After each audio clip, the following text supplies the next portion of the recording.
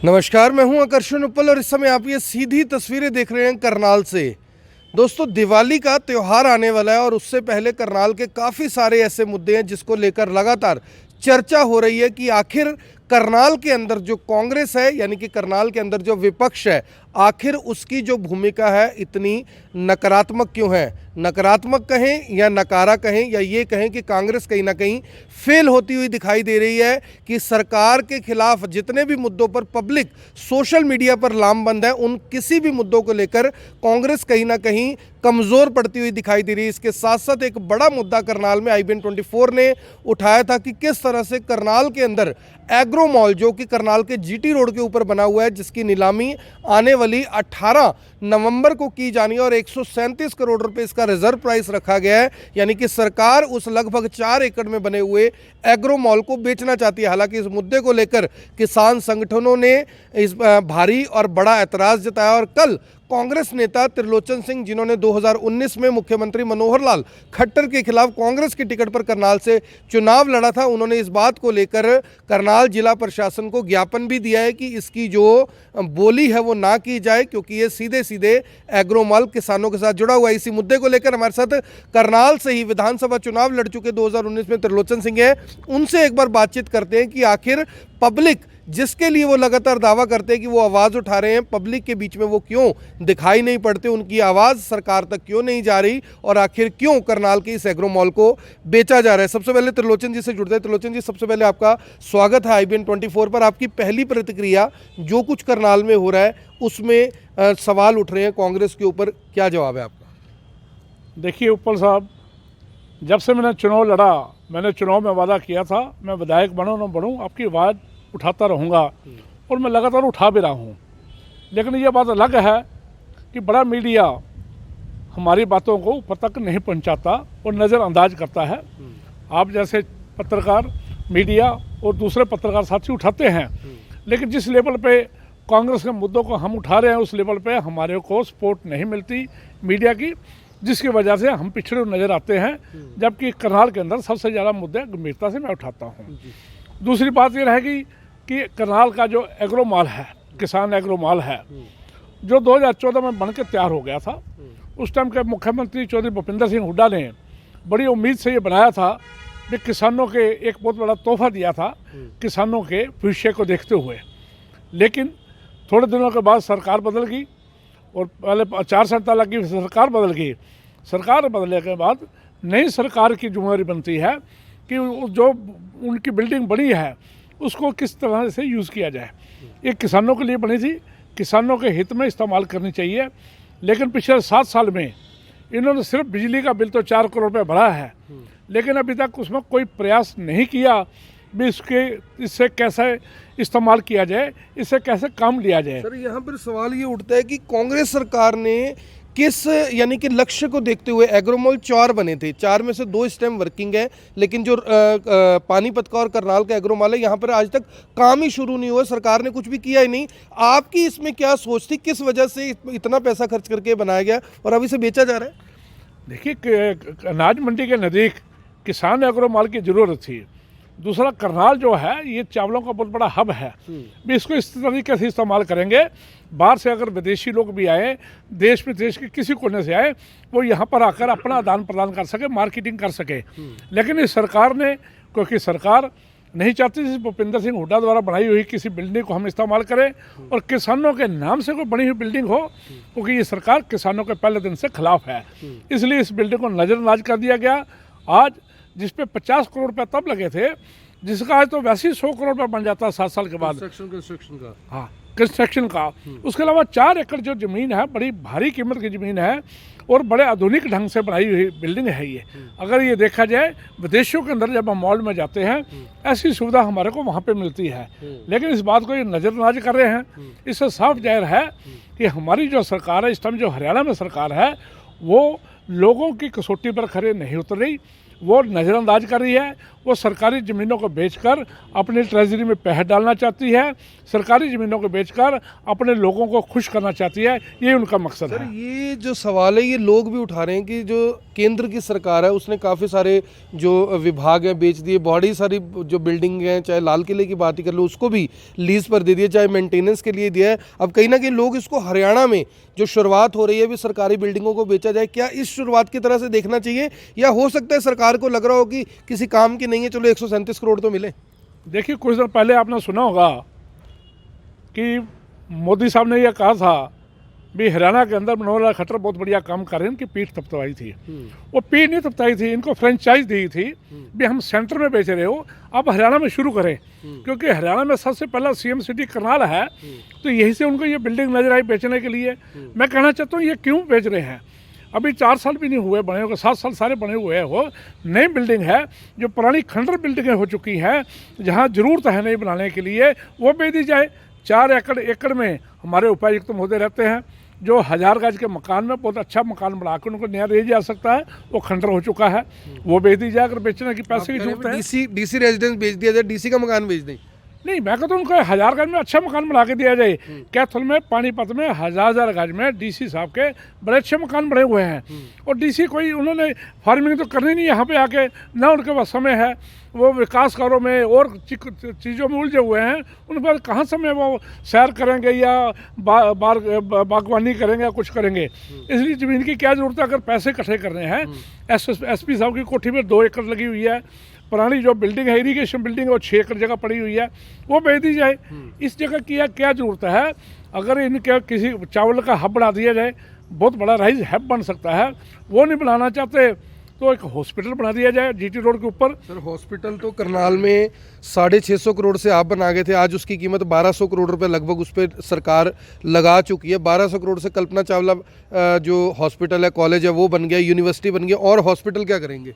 देखिए, यूनिवर्सिटी बारे तो अभी तक मालूम नहीं पड़ी बनी या नहीं बनी, लेकिन हॉस्पिटल में जब भी जाओ तो लोग बाहर सड़कों पे खड़े होते हैं, कारण कि बेड नहीं है, कारण पूरी उपचार सुविधा नहीं है।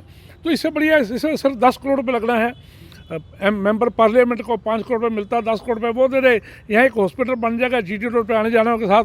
अगर नहीं जान रहे तो किसी पार्टी के साथ ठेका करके उसको दे दिया जाए, लोगों की जान भी बचेगी और अवेलेबिलिटी भी ज़्यादा होगी। पीपीपी मोड में कह रहे हैं? हाँ, पीपीपी मोड में बन सकता है, लेकिन सरकार अगर चाहे तो, सरकार अगर बेचने भी मादा है, अगर ये हमारे सीएम साहब फ्रेंचाइज ले आए हैं तो हम इसका कुछ नहीं कर सकते, लेकिन हम इसका विरोध जरूर करेंगे, कल भी करेंगे, बोली पे भी करेंगे, और जो लेना चाहता है उसको भी बता देंगे। अगर किसी कारण वो बोली लेने में कामयाब हो भी गया, जब भी सरकार पलटेगी सबसे पहले ये बोली कैंसिल कराई जाएगी। बोली तो सर कैंसिल करवाएंगे। दूसरी बात ये भी है कि जिस तरह से अंबानी और अडानी के ऊपर आरोप लगते हैं कि भाई वो सरकारी जो बिल्डिंग्स हैं उसको लेते हैं, अब सवाल यहाँ पर ये उठ रहा है कि 137 करोड़ रुपए जो अमाउंट है ये भी किसी न किसी नीयत से कम रखा गया, क्योंकि 50 करोड़ रुपए में 2008 में टेंडर हुआ। सर समझिए, 2008 में टेंडर हुआ, यानी कि रेट 2008 वाला दिया गया, 2014 में बिल्डिंग पूरी हुई। अगर आज भी इस बिल्डिंग को बनाया जाए, आप कह रहे 100 करोड़ लगेंगे, तो 137 करोड़ कितने जायज़ है? देखिए, 137 करोड़ तो कुछ भी नहीं है, 4 एकड़ जगह है और बिल्डिंग बनी हुई है, जीटी रोड के ऊपर जगह है, 50 के करीब दुकानें बनी हुई है, ऑफिस बने हुए हैं, सीढ़ियाँ बनी हुई है, पूरी सुविधा दी गई है। ऐसी सुविधाजनक चीज़ को 137 में अगर बेचते हैं तो इसमें भ्रष्टाचार की बू नजर आती है, मिली भगत है, और यह सरकार का कोई आदमी लेना चाहता है। इतनी बड़ी बिड कोई नहीं देगा, क्योंकि सुनते हैं सरकार अगर चाहेगी तो मिनट में कैंसिल कर देगी, वही बिड देगा इतनी बड़ी जो इनका आदमी होगा। इससे साफ नजर आता है ये मिली भगत से बेची जा रही है, हम इसका विरोध करते रहेंगे। सर एक आखिरी सवाल है कि आप अक्सर मुख्यमंत्री जी से मिलने का समय मांगते हैं, आपका दावा ये है कि मैं जनता के कुछ मुद्दों को लेकर जो शायद मुख्यमंत्री जी के संज्ञान में नहीं है, क्योंकि अक्सर वो कहते हैं भी संज्ञान में मामला नहीं है, आपको मिलने का समय क्यों नहीं मिल पा रहा? आप विपक्ष के नेता हैं, करनाल में चुनाव लड़ा है, 2nd नंबर पर रहे थे, कांग्रेस से हैं, क्या आपको लगता है कि अगर समय नहीं मिल रहा तो हो सकता है मुख्यमंत्री जी का समय ना हो, या कारण कुछ और है? मैं ये समझता हूँ कि सीएम साहब सच्चाई सुनना पसंद नहीं करते। मैं तो कुछ विकास के मुद्दे क्योंकि जिस सड़क से सीएम साहब आते हैं चले जाते हैं वो खाली अच्छी हैं, लेकिन बहुत सारी स्लम बस्तियां हैं, बहुत सारी ऐसी गलियां हैं, मोहल्ले हैं जहां पर अभी विकास बहुत दूर है। स्मार्ट सिटी के नाम पर हज़ारों करोड़ों का घोटाला हो चुका है, लेकिन सुविधाएं नहीं मिली किसी को। एक तो वो मुद्दा उठाना चाहता हूँ, बताना चाहता हूँ सच्चाई क्या है। मैं चाहता हूँ कि मेरे साथ गाड़ी में बैठे या मेरी गाड़ी में बैठे या अपनी गाड़ी में मेरे को बैठाए, मैं उनको कुछ ऐसी तस्वीरें दिखाना चाहता हूँ जिससे देख के वो समझ जाएंगे कि विकास कार्य के नाम पर लीपापोती हो रही है। तो दूसरा, दिवाली आ रही है, दिवाली पे कहेंगे सीएम साहब को भी दिवाली पे कम से कम ये शुभ मुहूर्त निकल जाए। देखिए मैं तो कहता आ रहा हूँ, लेकिन उनके पास बात नहीं पहुँचती, वो नहीं सुनना चाहते। लेकिन दुख और सुख में मैं मिला हूँ, वो अच्छी तरह बोलते हैं, उसके बाद वो बात नहीं करते। और उसके अलावा करनाल में भ्रष्टाचार बहुत बड़ा मुद्दा है। हर अफसर, एक दो अफसरों को छोड़कर, मैं नाम नहीं लूँगा तो चापलूसी हो जाएगी, एक दो अफसरों को छोड़कर हर अफसर यहाँ करप्ट है। इतनी मोटी करप्शन करनाल के अंदर हो रही है। अगर सीएम साहब मेरे को टाइम दे, मैं उनको लिस्ट भी दूंगा भी आपके आदमी कौन कौन से करप्शन कर रहे हैं। ये दो मुद्दों के ऊपर मिलना चाहता हूँ। अगर मिलेंगे तो करनाल की बेहतरी के लिए बात करेंगे, अगर वो नहीं मिलते तो इसका मतलब करनाल की बेहतरी वो नहीं चाहते। सर, मुख्यमंत्री जी ने प्रतिनिधि के तौर पर यहाँ पर एक एक दर्जन से ऊपर जो चेयरमैन हैं, मेंबर हैं, पता नहीं क्या कुछ लगा रखा है, जिन जिन लोगों को लगाया हुआ है, वो चाहें तो मुख्यमंत्री जी की विधानसभा में काम आसान कर सकते हैं। वो चाहें तो इन भ्रष्टाचार के मुद्दों को जो मीडिया उठाता है, जो हम उठाते हैं, वो भी उठा सकते हैं, खिंचाई कर सकते हैं, बोल सकते हैं, अफसरों को कह सकते हैं, सीएम से शिकायत कर सकते हैं। ये निगरानी समिति बनाई थी, ये सब लोग यानी कि एक किस्म से निष्क्रिय हैं। इनकी निष्क्रियता का कारण क्या है? वो इसके हिस्सेदार हैं या उनकी भी सुनवाई नहीं है? देखिए मैं पहले तो यह मानता हूँ कि उनकी सुनवाई नहीं है। जो उन्होंने 11 मेंबर कमेटी बनाई थी, मेरे को नजर आता है कि 11 मेंबरों से कोई जाता हो, स्वाई एक सरदार जी हैं सहगल साहब, उनके अलावा कोई नहीं जाता वहाँ, जो मेरे समझा। जो बटला साहब हैं वो बेसिकली शरीफ आदमी हैं, और एक जस्ट लाइक पीए हैं, वो एक डाक इधर से लेकर उधर तक तो जा सकते हैं। उनके पावर नहीं है किसी अफसर को अपने घर बुला सके। और सीएम साहब किसी की बात को अगर पसंद ना करते हुए अगर किसी की घोड़ा गाड़ी वापस ले ली तो उसको क्या फ़ायदा बोलने का। वो डरते हुए लोग नहीं बोलते कि क्या पता सीएम साहब को कौन सी बात पसंद आए, कौन सी ना आए। एक आदमी सेल्फी लेने गया था, उसका फ़ोन फेंक दिया गया। एक ने मुकट डालना चाहा तो उसकी गर्दन काट लेने का दिया।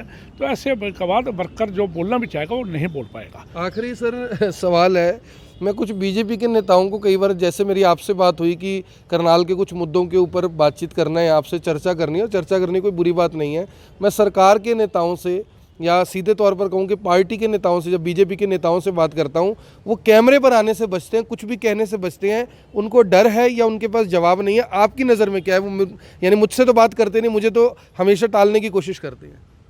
देखिए कोई भी पत्रकार अगर सच्चाई से सवाल करेगा तो मौजूदा जितने भी लीडर हैं बचेंगे। आप सच्चाई से सवाल करते हो, इससे बचना चाहते हो, एक तो उनके पास जवाब नहीं है, एक उनके मन में डर है। सीएम साहब कब नाराज़ हो जाए उनको मालूम नहीं, ऊपर बैठे अफसर कब नाराज़ हो जाए उनको मालूम नहीं, और दूसरा उनके पास जवाब भी नहीं होता। वो किसी बात का जवाब नहीं दे पाते क्योंकि वो चुने हुए नुमाइंदे नहीं हैं। और सीएम साहब को सीधी कुर्सी मिली करनाल से और सीएम बन गए। इसलिए करनाल का दुर्भाग्य है कि ये सीएम सिटी बन गया, लेकिन ये क्राइम सिटी है। स्मार्ट सिटी के नंबर में बड़ा मोटा घपला हो रहा है। कल जो 7 सवाल मैं करने जा रहा हूँ, आपके पास भेजूँगा, आप भी आओगे कल वहाँ सुनना। उसमें सारे मुद्दे उठाए गए हैं। अभी उठाए तो मैंने करनाल के लोकल के मुद्दे हैं, और उसके अलावा बहुत सारे मुद्दे हैं।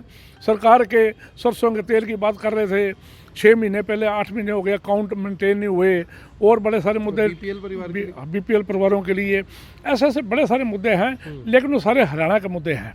वो बड़े लीडर हमारे हुड्डा साहब भी बोलते रहते हैं, बहन शैलजा भी बोलती रहती है, और लोग भी बोलते रहते हैं। लेकिन क्योंकि मैं करनाल से इलेक्शन लड़ा है, मैं लोकल मुद्दों पे ज़्यादा ध्यान देता हूँ, और लोकल मुद्दों पे बड़ी प्रेस मेरे सवाल नहीं उठाती, मेरे जवाब नहीं उठाती।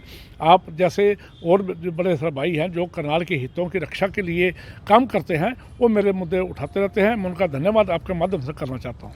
Thank you sir. तो ये थे त्रिलोचन सिंह, करनाल से 2019 में विधानसभा चुनाव लड़ चुके हैं, फिर से धड़ाधड़ आरोप लगाए कि एग्रो मॉल अगर सरकार बेचना चाहती है तो उसकी जगह काफ़ी ज़्यादा जो चीज़ें हैं जिसमें उसको इस्तेमाल किया जा सकता है, इसलिए उन्होंने मांग की है कि चाहे डीसी और एसपी की कोठी को पैसे ही चाहिए सरकार को तो उन्हें बेचने चाहे, उनके लिए हज़ार हज़ार गज की कोठियां बना दें, लेकिन इस एग्रो मॉल को बिल्कुल ना बेचा जाए। इसके साथ साथ उन्होंने फिर से एक बार रिक्वेस्टिंग मोड में कहा है कि अगर मुख्यमंत्री मुझे अपनी गाड़ी में बिठाएं या मेरी गाड़ी में बैठे तो मैं उनको करनाल में हो रहे इन मुद्दों के ऊपर कुछ दिखाना चाहता हूं, बताना चाहता हूं कि कैसे करनाल जो कि सीएम सिटी है उसमें भ्रष्टाचार चरम सीमा पर है। लेकिन देखने वाली बात होगी कि 2024 में अगले चुनाव है, क्या 2024 से पहले मुख्यमंत्री जी त्रिलोचन सिंह जी को अपने साथ बिठाकर या उनके साथ बैठकर करनाल के मुद्दों को देखेंगे, या फिर 2024 में करनाल की जनता ही सही तरीके से बताएगी कि आखिर असली मुद्दे चुनावों में हैं क्या। आप सभी से अपील, जो भी लोग इस वीडियो को, इस खबर को देख रहे हैं, इसे साथ के साथ जरूर शेयर करें। आप देख रहे हैं IBN 24, मैं हूं आकर्षण उपल करनाल से, आप सभी के साथ लाइव। धन्यवाद। अब यहां तक आ ही गए हैं तो हमारे चैनल को सब्सक्राइब जरूर करें और नीचे दिए गए बेल आइकन को जरूर दबाएं ताकि हर खबर सबसे पहले पहुंचे आप तक।